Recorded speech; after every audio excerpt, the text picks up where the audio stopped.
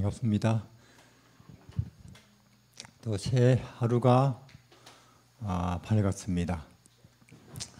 지난주는 가고 오늘이 왔고, 그렇죠? 밤이 가니 아침이 오고, 여름이 가니 가을이 오는데, 인생이 가면 뭐가 오느냐 하는 거죠. 인생이 갑니까? 가고 말고요. 이것보다 확실하게 가는 건 없습니다. 여기 앉아보니 이렇게 여러분들도 물론 청춘에 머물러 계시고 싶었겠지만은 머물러 계시지 못하고 50, 60, 70, 80 넘어버렸네요. 그 시절은 어제가 돼버리고, 그렇죠? 우리가 참 밤이 가고 아침이, 또 지난 주가 가고 이번 주가, 올해가 가면 내년이, 여름이 가면 가을이, 이건 알겠는데 인생이 가면 뭐가 오느냐? 인생이 가면 그게 중요하다 그 말이죠. 그게 정치, 보험, 평등, 인권, 그런 거 있겠지만은 지나가는 것이고, 다 우리는 여기서보다는 훨씬 더 긴 세월을 여기를 떠나서 보낼 텐데, 맞습니까? 여기를 떠나서 보낼 텐데, 그게 만년이 혹은 100만 년이 될지도 모르는 세월을 여기서 떠나서 보낼 텐데, 거기가 어떤 데냐 하는 데 대해서 아무 정보가 없다. 그것이 두려운 일입니다. 저는 죽음을 딱 사람들이 맞닥뜨렸을 때 그가 인생을 어떻게 살아왔든 대개는 굉장히 두려워한대요. 그렇죠? 왜? 이 땅의 일들은 뭐 학교를 다녀서도 알겠고, 경험을 해서도 알겠고, 뭐 텔레비 이 사람 저 사람한테 들어서도 알겠는데, 저쪽 세상에 대해서는 아무것도 모르겠다 그 말이에요. 어떤 사람은 뭐 황천을 건너간다 모르겠고, 뭐 천당이다 지옥이다 두렵고, 그리고 끝없는 구덩이로 떨어지는 거예요. 그게 뭔지 모르겠고, 또 어떤 사람은 아무것도 아니게 되는 것이다. 그럼 또 아무것도 아닌 건 또 뭔지를 모르겠고 하는 가운데, 굉장히 사람들이 죽음을 젊었을 때는, 아직도 살아있을 때는 아이고 뭐 죽으면 죽지 뭐 이래도, 막상 죽음을 딱 눈앞에 대하면 전혀 달라진대요. 캄캄한 거죠. 그리고 거기는 아무도 함께 못 가죠. 철저히 학교도 회사도 농사도 동네도 뭐 심지어 뭐 놀러를 가도 함께였는데, 이제 거기는 철저히 혼자서 여기 모든 것을 두고 떠나간다. 그 두려운 거죠. 그러나 우리가 예수를 믿는다면은 천국을 믿고, 저는 4차원이라고 설득을 시켜보려고, 그런 데가 있다고 하는 이해를 도와보려고 그림까지 그리고 계산까지 해서 보여. 선교사니까 믿는다면은 이제는 이 수고하고 무거운 고생 인생살이 끝나고, 드디어 내가 이제는 영원한 새하늘 새 땅 내 본향을 가는구나. 내가 이제 눈을 감으면은 내가 그렇게 이름 부르고 기도하고 마음속으로 믿어왔고 사모해왔던 그분이 나를 마중을 나오시겠지. 그렇죠? 예수님이. 그 죽음의 순간에 그런 믿음이 있다면은 복이 많은 거죠. 예. 복을 받으시기를 바랍니다.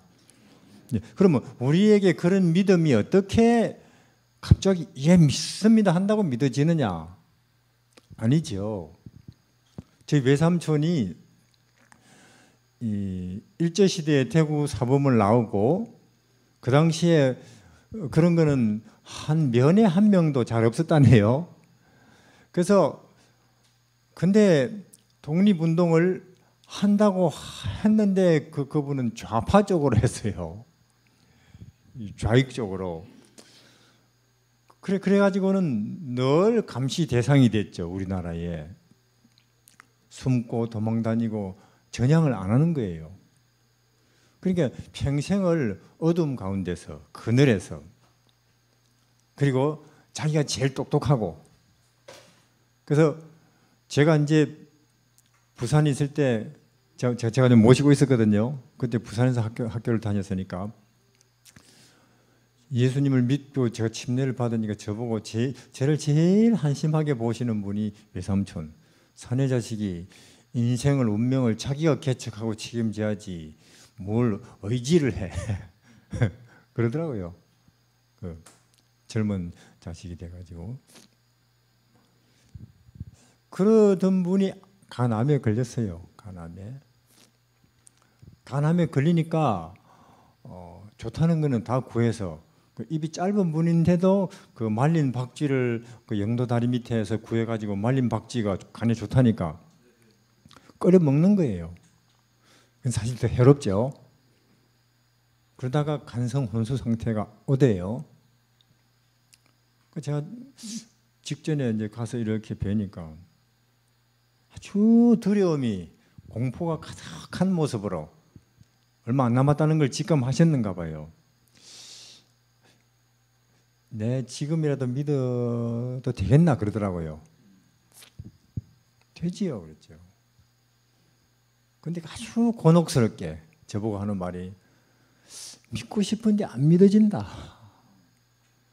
얼마나 참 낭패스러운 거예요. 믿음이라는 게 그런 거예요. 그냥 내가 뭐 딸깍 스위치 틀듯이 끈다 켠다 이런 게 아니라니까. 이게 사람을 믿는 것도 그냥 초면에 확 믿습니까? 세월을 두고 쌓인 거예요. 쌓인 거라니까요. 누구를 믿는 것도. 그래서 제 말은 뭐냐? 그래서 이 책이 전도서에 하는 말이, 특히 젊은이들 보고 나이 많이 들기 전에 이해력이 어둡고 감수성이 무뎌지고 체력이 떨어지고 기억력이 없어지기 전에 전도서는 창조자를 기억하라고 해요. 맞습니까? 왜? 수학이니 컴퓨터니 기술이니 이런 것만큼, 이런 것보다 더 이 진리도 심오하기 때문에 우리의 이해력과 기억력과 체력과 감수성이 필요하다는 게 이게. 근데 사람들이 되게 어떻게 생각하냐? 지금은 현실에 우리가 좀 바쁘고 몰두하다가 나이 들어서 할 일 없으면 교회 가지. 이게 안 된다는 거예요. 저도 여기서 수없이 연세 많은 분들 보잖아요. 잘 안 돼요. 진도가 잘 안 나가요. 청년들은 빠른데 연세 든 분들은 또 이야기해야 되고 또 이야기해야 되고 또 이야기해야 되고, 이제 알아들었나 싶으면 제자리 딱 가 있고, 항상 그걸 보면서 그래도 하나님은 하시겠죠. 예. 사람으로서는 못하지만은 하나님은 연세 많이 드신 분들도 새 사람 되게 하실 거예요. 어쨌거나 우리는 그래요. 어제가 가고 이번 달이 가고 올해가 가고 계절이 가고 인생이 가는데,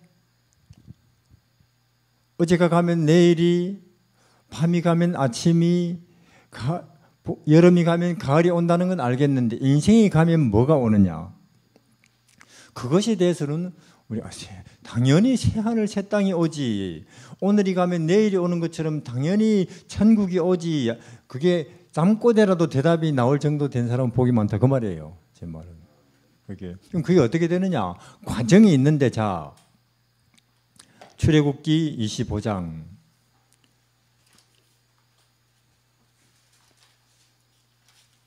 세월을 통해서, 하나님과 함께하는 세월을 통해서 그냥 믿습니다 한마디 한다고 되는 것도 아니고, 부흥회에 갔더니 눈물 몇 방울 감동돼서 흘렸다고 되는 게 아니고, 이거는 세월을 통해서, 하나님과 함께하는 세월을 통해서 그러고 보니 이제 우리 세월이 별로 안 남은 것 같은데 개인적으로 역사적으로 개인적으로는 뭐냐? 나이가 이미 70, 80 넘었다.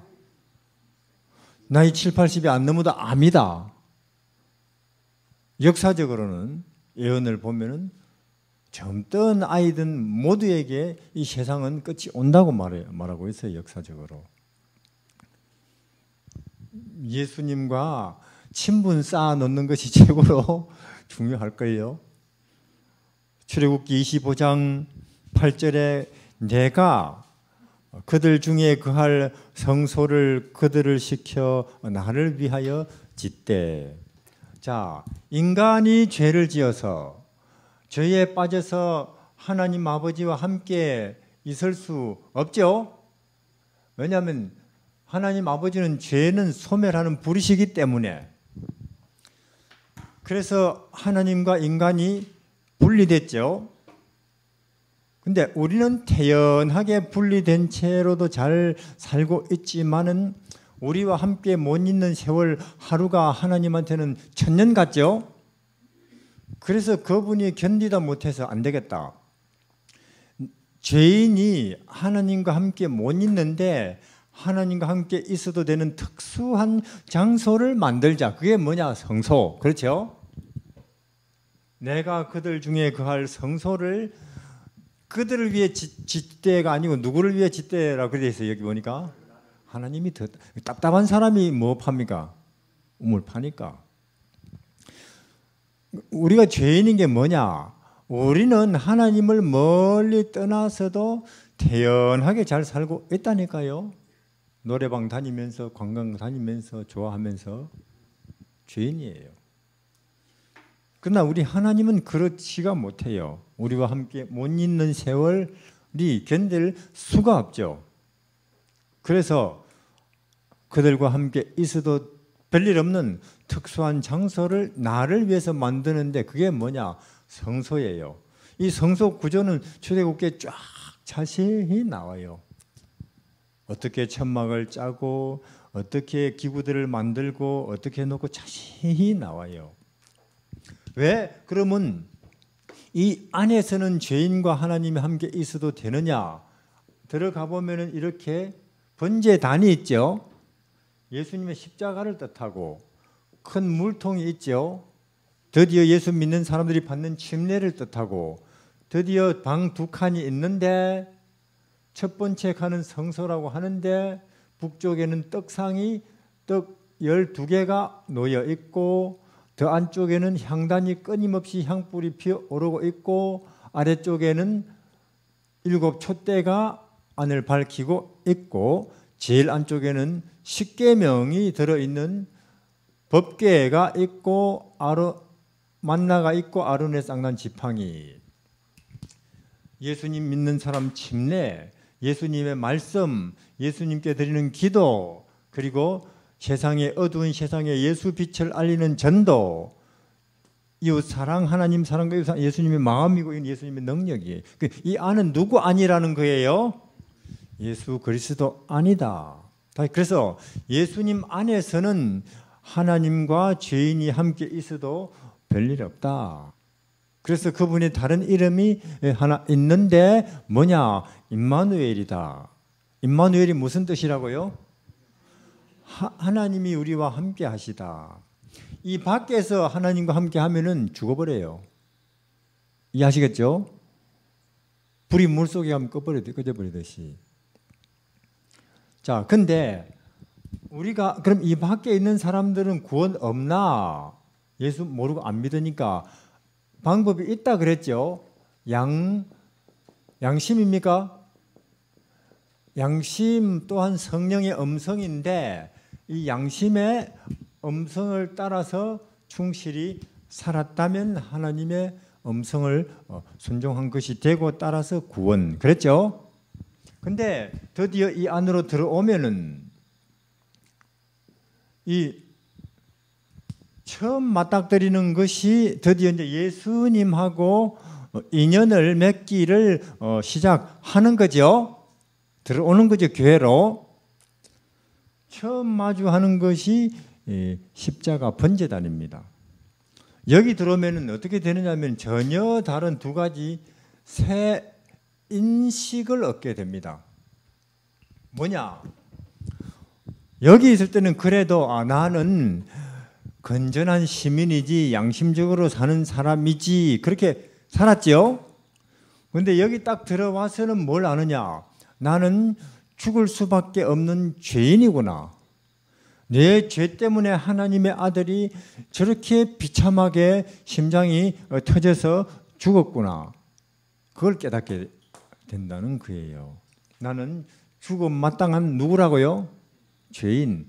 그리고 예수님은 나를 위해서 죽으신 내 주님. 이 두 가지 새로운 인식을 얻게 됩니다. 그럼 제가 묻겠습니다. 성령, 우리 봉형미 집사님 성령 받았습니까? 안 받았습니까? 근데 대답이 괜찮네요.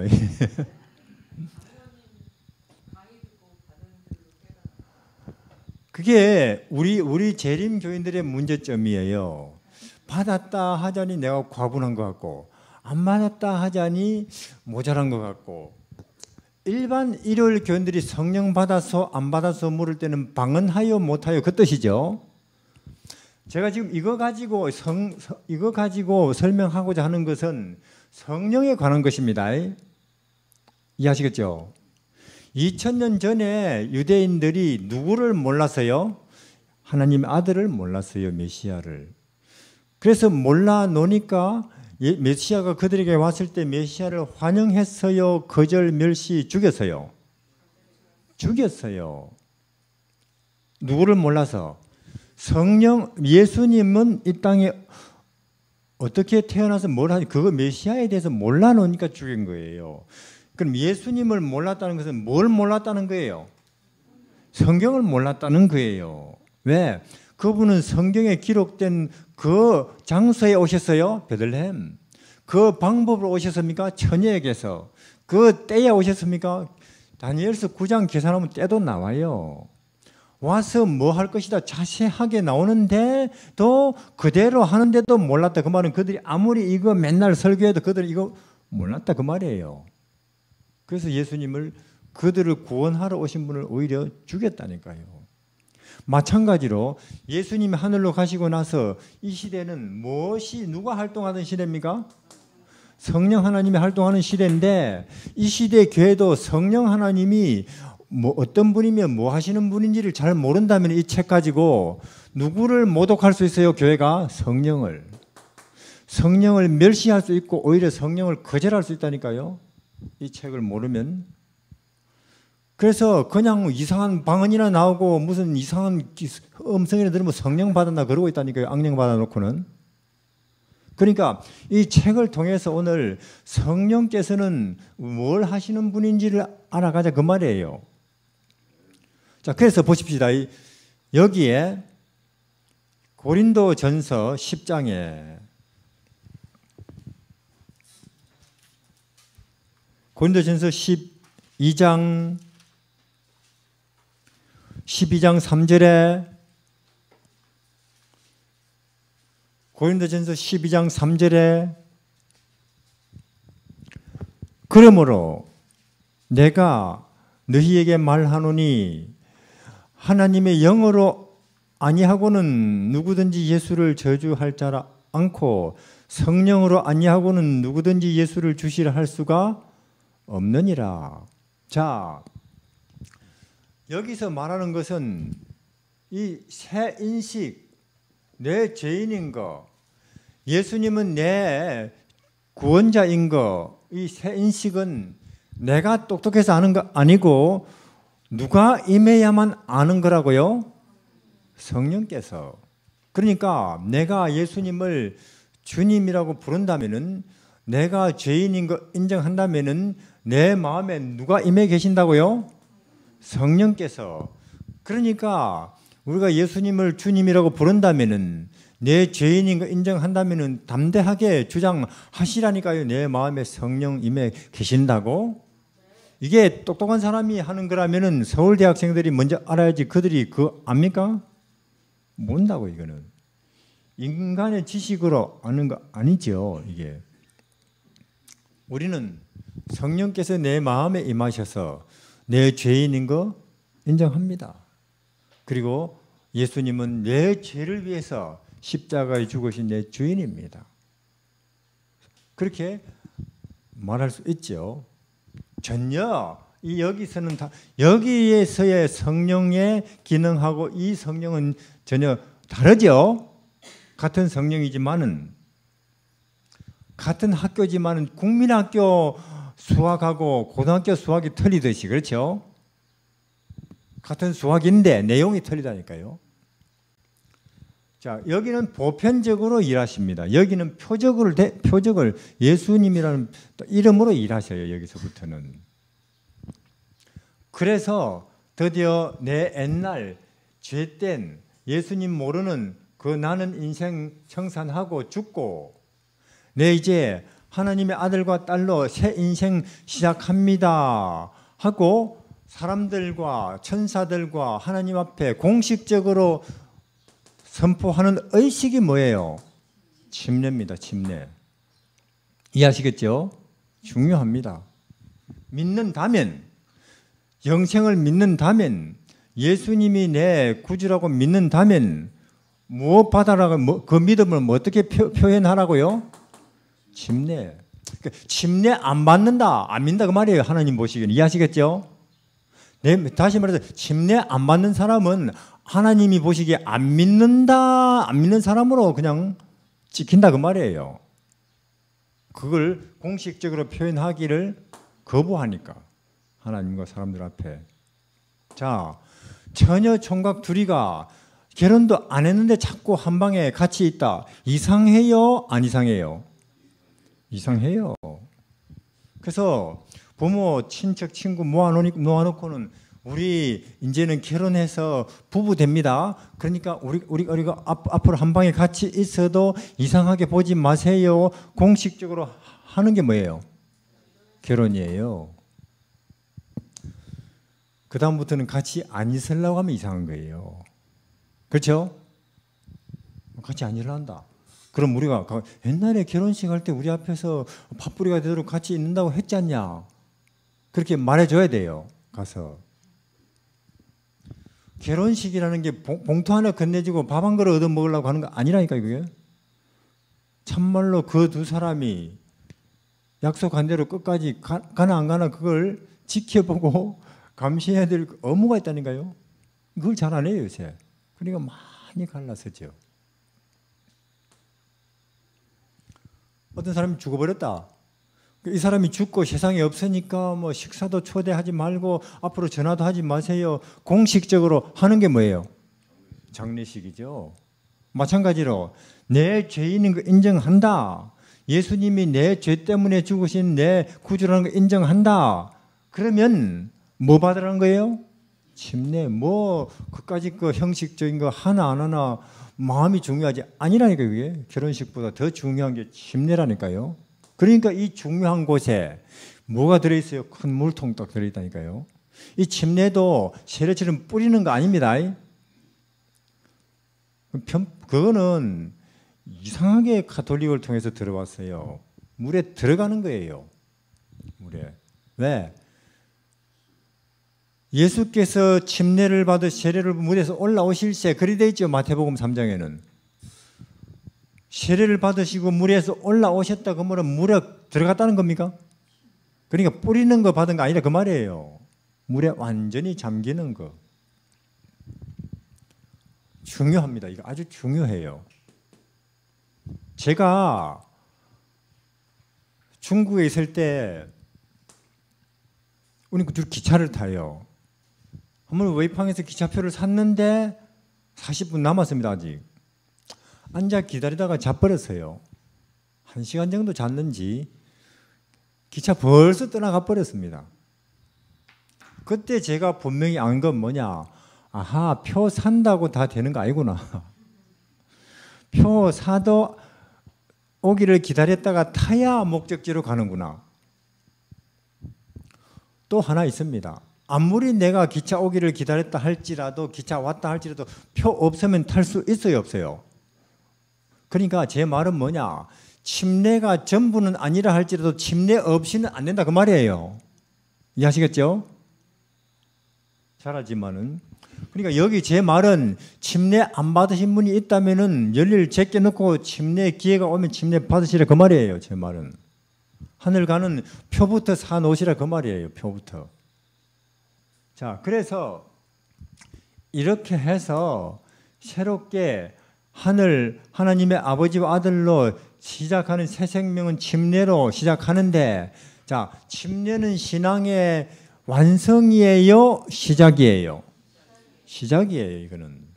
다시 말해서 침례 받았다고 전부 다 이게 아니라 그 말이에요. 시작이에요. 마치 어린 아기가 엄마 뱃속에서 태어나는 게 인생의 완성이 아니고 시작이듯이 이제는 낳아놓고 더 긴 세월 엄마 아빠가 더 고생하면서 길러야 되죠. 사람 되려면. 마찬가지로 하나님께서 십자가를 통해서 이 고생을 통해서 옆구리 터지면서 우리를 낳으시고는 더 수고로운 시간을 통해서 우리 영혼을 기르시는 내용이 여기 이렇게 표현되어 있다 그 말이에요. 그렇죠? 기르시는. 자, 그러면 새로 태어난 아기가 크려면은 먹어야 됩니까?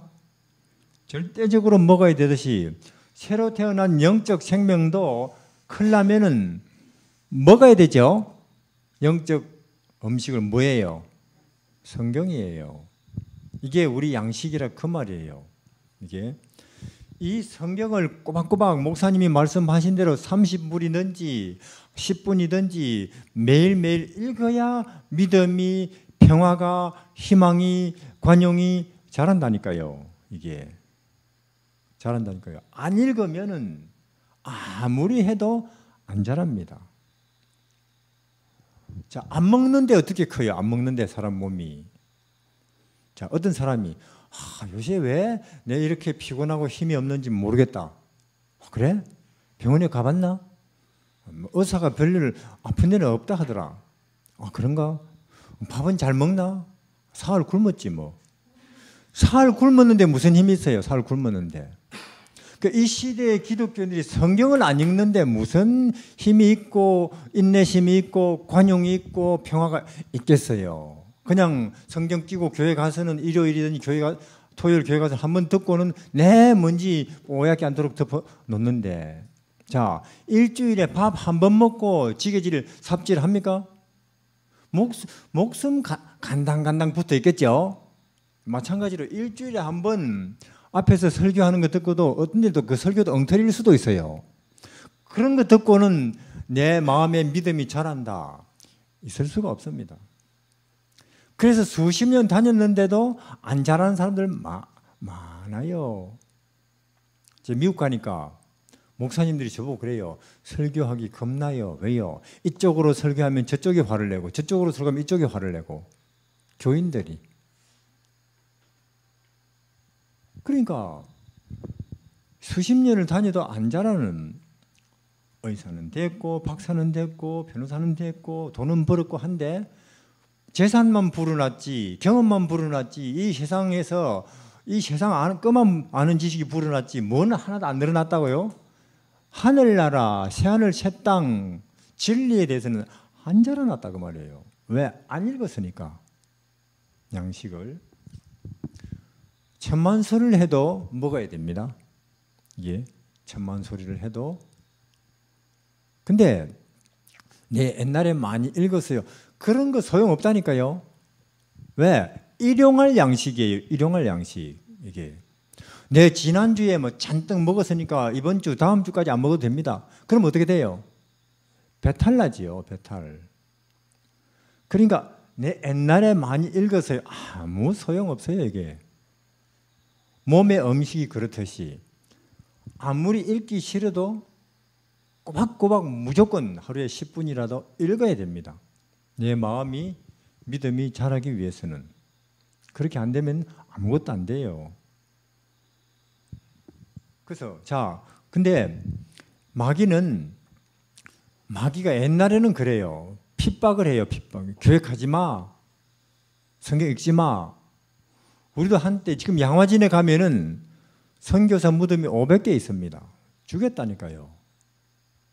근데 사람이 마귀가 옛날에 박해 핍박이라는 방법을 써보니까 그거 안 좋다는 걸 알게 됐습니다. 왜? 사람은 하지 말라 하면은 이상하게도 더하는 이상한 습성이 있어요.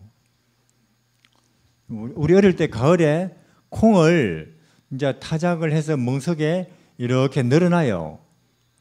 그러면 4살, 7살, 5살 조물애기들 이제 마당에 놀고 있는데 엄마가 이제 겨울에 빨래하러 갈 때 절대로 콧구멍에 콩 넣지 마 하고는 간다고요. 그게 그러면 그 말을 안 했으면은 그런 생각조차도 안 하는데 왜 그렇지? 하다가 딱 집어넣 그때는 코를 흘리거든요. 우리가 항상 그 불어 터져가지고 안 나온다니까 이거 안에서 콩이 병원 가야 돼요. 만약에 그걸 알았어요. 아, 사람들을 믿지 마, 교회 가지 마, 성경 읽지 마, 핍박 박해를 하니까 더 한다. 안 되겠다. 이제 작전을 바꾸자. 그래서 지금 어떻게 해요? 얼마든지 교회 다녀라. 얼마든지. 그러나 성경은 읽지 마라 하는 거예요. 성경은. 그리고 그것도 성경 읽지 마라고 말하면 읽을 것 같아서 그 말은 안 하고 연속극, 정치, 코로나, 먹고 사는 거 온통 늘어놓고는 그런 거 들여다보느라고 이거 안 읽는 거예요. 천만 소리를 해도 읽어야 됩니다. 천만 소리를 해도 읽고 싶어도 안 읽고 싶어도 읽어야 돼요. 밥은 안 먹고 싶어도 가서 먹더라고요. 보니까 알지요. 내 이거 안 먹으면은 산책도 못 한다. 더 챙겨 먹어야 되는 게 영적 양식이라니까요. 예수님 보세요. 40일을 굶고 나서도 그분에게는 뭐가 문제예요? 사람이 떡으로 사는 게 아니고 마음이 더 중요합니다. 물론 우리야 먹고 배불러서 누가 그런 소리 못해요. 그러나 40일을 굶고 나서도 영혼을, 진리를, 정신을 먼저 생각하는 그 예수는 얼마 고도로 영적이에요. 우리는 고도로 육체적이고 이게 안 된다니까요. 이게. 거꾸로 됐어요. 이 시대가 왜 이렇게 혼란스러우냐 하면은 정신이 보이는 육체를 이끌고 가야 되는데 육체와 물질이 시대를 이끌고 간다니까요. 이건 실이 바늘을 끌고 다닌다니까요. 바늘이 실을 끌어야 되는데 그러니까 이 시대가 온 세상이 혼란스러울 수밖에 없어요. 꼬리가 머리를 끌고 다니니까. 인간은 정신이 가치가 의미가 선도해야 돼요. 우리는. 근데 이 시대는 그 실종되었습니다. 물질이고 육체고 감각이고 보이는 것들이에요. 그러니까 인류도 어지럽고 내 개개인의 영혼도 고생스럽고 읽어야 돼요. 절대로 읽어야 됩니다. 이제부터라도. 그 다음에 새 생명은 호흡을 해야 되죠. 자, 기도는 뭐냐? 영혼의 호흡입니다. 기도는 영혼의 호흡. 그 다음 전도. 자, 촛대는 어둠의 빛을 밝히는 거지요. 전도는 뭐냐? 자, 우리가 운동해야 됩니까? 건강하기 위해서? 하되요 부지런히 운동. 영혼의 운동은 전도예요. 즉, 내 영혼의 건강과 또 건전함을 위해서 사고방식의 생각에 우리는 이웃의 불행과 슬픔의 자리에 가서 그들의 슬픔과 불행을 나눠야 됩니다. 위로해야 되고 그들의 입장에 가서 있어 봐야 돼요. 그래야 내 영혼이 건강해지죠. 자, 잔뜩 먹는데 사람이 운동을 안 한다. 몸이 어떻게 되겠어요? 비만이 되죠. 근데 다른 사람의 슬픔과 고통의 자리에 가서 그들을 동정하고 위로하는 선교적인 일에 안 하고 허구한 날 산속에 들어앉아가지고 성경 뒤집다 읽고 예언의 신 뒤집다 읽으면 어떤 이상한 사람이 나타나겠어요. 진리에 대해서는, 믿음으로 말미암는 의에 대해서는, 예언에 대해서는 내가 최고로 잘 알아요 하고 영적으로 자만심에 가득 차 있는 영적 비만이라는 이 병을 누가 고치겠어요? 그거는 몸이 뚱뚱한 것보다 더 큰 문제입니다. 유대인들이 그렇게 살다가 민족적으로 멸망했습니다. 제사장들은 멸망에 선봉했었고. 왜 그래요? 다른 사람의 슬픔과 고통의 자리에 가가지고 그들을 위로하고 나는 그걸 안 하고 자부심만 길렀다니까요. 우리는 진리 백성, 진리 백성 중에서도 우리는 지도자 하면서. 전도 중요합니다. 이게. 자, 그래서 우리는 이러한 성경을 읽고 기도를 하고 전도를 통해서 새 지식을 얻어갑니다. 하늘에 관한, 진리에 관한, 4차원에 관한 새로운 지식을, 이 땅에 없는 것들에 관한 지식을 얻어간다는 거예요. 이해하시겠죠? 새 지식을. 자, 그러면 우리가 이와 같이 성경을 읽으면서, 물론 여기서 신앙을 시작할 때 십자가로 시작을 하죠. 침례를 받고. 근데 우리는 성경을 읽으면서 나를 위해서 죽으신 이분에 대해서 점점 알아가겠죠? 네. 성경은 그분의 전기문이니까. 예수님을 알아가면서 아하, 낮아지는 것이 높아지는 것이고, 섬기는 것이 위대한 것이고, 비우는 것이 채워지는 것이고, 죽는 것이 사는 것이구나 하는 것을, 하늘에 관한, 영원한 세계에 관한 지식을 얻어가면서 그 사람의 인생의 가치관과 방향과 목표가 점점 변해가는 것을 성화라 그래요. 이해하시겠죠? 전에는 나도 앞자리 혹은 1등, 남보다 앞서는 것을 가치로 알고 살았는데 아니네. 하늘은 그 반대네. 낮추는 것이고 섬기는 것이고 결국은 나를 비우는 것이고 죽는 것이네. 그게 위대하고 영원하고 하늘이 가치 있다고 여기는 것이네 하면서, 성경을 읽으면서 예수님을 통해서 그걸 보면서 그 사람의 인생관이, 가치관이, 삶의 목표가 점점 변하는 것을 잘한다고 한다니까요. 성화라 그러고. 근데 교회 안에서도 장로는 집 사는 데고 장로는 돼 가는데 여전히 같은 값이면 교회 안에서라도 내가 앞자리 돼야 되지, 내가 인정받아야지. 똑같은 거예요. 이거는 하나님 보실 때에 하나도 달라지는 거 없다 그 말이에요. 하나도. 왜 그러냐? 성경을 안 읽는다 그 말이에요. 성경을. 그리고 심지어 교회에서도 그걸 부추긴다니까요. 새벽기도 오세요. 헌금 많이 하시고 그러면 당신 아들이 남보다 높아집니다. 교회에서도 그걸 부추기는, 그런 줄 알고 열심히 하고 있는 게 지금 기독교인입니다. 그리고 그걸 복받았다 그래요. 그걸 그렇게 되면은. 죄송하지만 우리도 좀 차이가 없대요. 우리도 교회 지나면 어떤 사람이 인물 나오는 거 보니까 어느 집 아들이 3년 동안 식당에서 뒤에서 아무도 안 보내도 설거지하고 있다. 그런 건 안 나오고, 우리도 박사 됐다, 대통령, 그런 건 나오대요. 우리도 이거 지금 제대로 예수 안 하나 싶어요. 우리도. 하늘에 관한 새 지식을. 그 다음에 우리가 상대방에 대해서 깊이 알려면은 일방적으로 그 사람에게 들어서는 부족해요.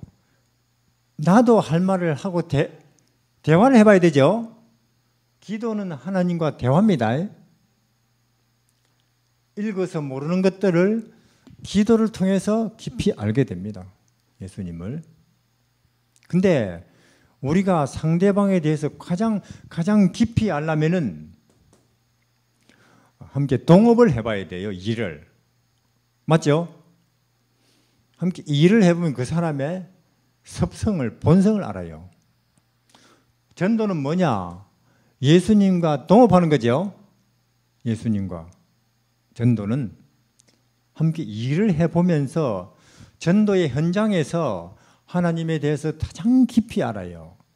자, 아브라함이 지금 자기 아들을 딱 눕혀놓고 손에 칼을 들고 있습니다. 그 심정을 우리가 알겠어요? 그냥 기록으로만 알지요. 절대로 그 심정에 그건 본인만 알아요.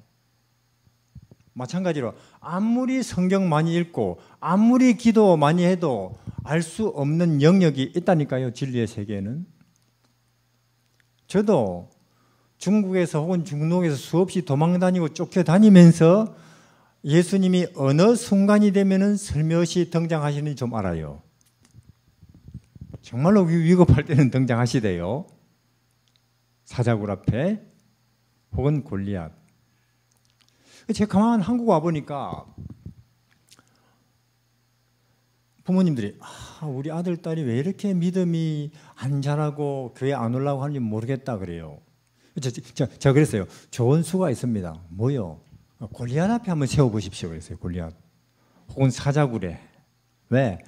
그런데 보내놓으면은 그런 데서 하나님을 만날 가능성이 훨씬 높으니까. 근데 한국 와보니까 안전한 데만 찾아다녀요. 별일 안 생길 것 같은 데만. 그러니 뭐 내가 믿나 안 믿나 이것도 애매해지는 거예요. 이게. 전도.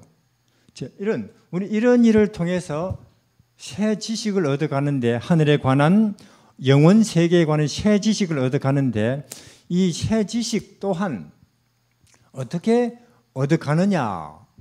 자, 요한복음 14장.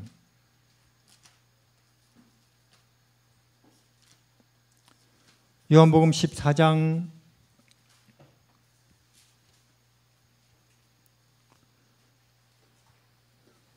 '여기에 요한복음 14장 26절에 보혜사 맞습니까? 보혜사 곧 아버지께로서 내 이름으로 보내실 성령, 그가 너희에게 모든 것을 가르치시고 내가 너희에게 말한 모든 것을 생각나게 하시리라. 하나 더, 15장 26절. 내가 아버지께로서 너희에게 보낼 보혜사 곧 아버지께로서 나오시는 진리의 성령이 오실 때 그가 나를 증거하실 것이요. 맞죠? 16장 13절에 그러하나 진리의 성령이 오시면 그가 너희를 모든 진리 가운데로 인도하시리니 그가 자의로 말하지 않고 오직 듣는 것을 말하시며 장래 일을 너희에게 알리시리라. 그가 내 영광을 나타내리니 내 것을 가지고 너희에게 알리겠습니다. 자, 이것은 2000년 전에 목요일 저녁이에요. 예수님이 제자들에게 마지막으로 내가 내일이면 여기에 십자가에 못이 박혀 죽는다. 그리고 3일 후에 부활해서 하늘로 간다. 그러니까 너희들이 내 대신 이 땅에 남아서 지난 3년 반 동안 나한테서 듣고 보고 배운 것을 내 대신에 세상에 알려라. 이렇게 말하셨단 말이에요. 그때 제자들의 얼굴이 걱정이 가득해요. 왜 그러냐 하니까 선생님 큰일 났습니다. 왜? 지난 3년 반 동안 말씀하시고 보여준 거 하나도 기억 안 나는데요. 그렇게 중요한 줄 알았다면 공책에 다 적어 놓을 걸. 요새 우리로 치면 비디오 찍어 놓을 걸. 그때 예수님의 대답이 안심해라. 뭐가 오신다고요? 보혜사 성령이 오시면, 보혜사라는 말은 이 진리를 우리에게 보존해서 하나하나 가르쳐 주시는 선생님이라 그 말이에요. 즉 예수님이 나타내신 진리를 다 보존하셨다가 그때 우리에게 하나씩 가르쳐 주시는 선생님 성령이라 그 말이에요. 성령이 오시면은 지난 3년 반 내가 너희에게 말한 거, 보여준 거 낱낱이 기억나게 하실 것이고 그 의미도 알게 하실 것이다 그 말입니다. 이해하시겠죠? 그러니까 우리가 처음 믿을 때보다 예수님을 진리를 더 안다면 내가 똑똑해서 아는 게 아니고 누가 일하셔서 내 안에서 아는 거라고요? 성령께서. 이해하시겠죠? 성령께서 하시는 거예요. 저는 중국에서 희한한 거 봤습니다. 뭐냐? 중국 사람들이 제가 들었는데 한 60년 전만 해도 중국 사람들 마음속에는 오직 모택동이에요. 지금 북한의 김일성이듯이 아침에 점심에 저녁에 모택동. 근데 모택동 씨가 죽은 지 100년도 안 지났는데도 점점 그분은 잊혀져 가고 있습니다. 500년 지나면은 역사책에나 겨우 그 이름 찾아보겠죠? 그러면 우리 예수님은 모택동 씨 나라를 세운 분도 아니고 제자들 해봤자 무식한 어부들, 왜 그분에 관한 것들은 500년 아니라 1000년, 2000년이 흘러가도 점점 더 세상에 알려집니까? 누가 활동하고 계셔서 그래요? 성령께서. 자, 성령은 이렇게 양심으로 예수님을 깨닫게 해서 그리고 하늘에 점점 예수님에 대해서 알게 하는 역할을 하지 이상한 뜻도 없는 소리를 막 말하는 그런 거 아니라니까 이게. 지금 기독교 안에서 성령에 대한 심각한 오해가 있고 그 오해가 성령에 대한 모독으로 이어지고 있습니다. 그거는 하나도 이상한 일이 아니고 2000년 전에 그랬다니까요. 그러니까 제 말은 뭐냐, 교회에서 성경 펴놓고 하는 일이라고 그게 다 거룩한 일이 아니라니까요. 그게 오히려 하나님에 대한 심각한 모욕을 지금 끊임없이 교회에서 퍼부어될 수도 있다니까요. 성령에 대한. 자, 그러면 성령께서 우리를 여기까지 인도하시고는 마치느냐? 가장 중요한 데가 남아있죠. 여기 이렇게 가장 중요한 곳이. 자, 이거는 다음에 이야기하겠습니다. 여기는 가장 중요한 곳이에요. 여기에. 이것에 대해서 우리는 모르면 이 단계에서 성령이 하시는 일을 모르면 엉뚱한 데서 주여 주여 빌다가 망합니다. 엉뚱한 데서 주여 주여 기도하고 성경 읽고 예배드리다가 망한다니까요. 이게. 그걸 마귀는 할 수 있느냐? 마귀는, 사탄은 얼마든지 할 수 있습니다. 2000년 전에 유대인을 보면은, 그러면 제가 묻겠습니다. 유대인이 머리 나쁜 민족입니까? 최고로 좋은 민족이에요. 지금 노벨상 하면은 3분의 1이 그 민족 출신이에요. 그렇게 머리 좋은 그들도 민족적으로 사기당했다니까요. 사기. 시대 전체가. 마찬가지로 이 시대라고 해서 마귀에게 사기당하지 말란 법이 없어요. 교회가 그것도 통째로. 오직 한 가지, 이 책을 가지고 우리는 확인을 해야 되죠. 성경을 가지고. 그래서 오늘 이 성령께서 우리를 여기서도 우리를 돌봐오셨고 그리고 우리를 이끌어서 여기 들어오게 하셨고 그리고 우리를 점점 더 하늘에 관한 깨달음을 얻게 하셨는데 이제는 여기까지 인도하실 작정이에요. 그래서 인도하심을 따라서 우리는 점점 깊이 들어가는 것인데 여기서는 성령께서 어떤 일을 하시는가 하는 것은 다음 시간에 말씀드리겠습니다. 기도하겠습니다.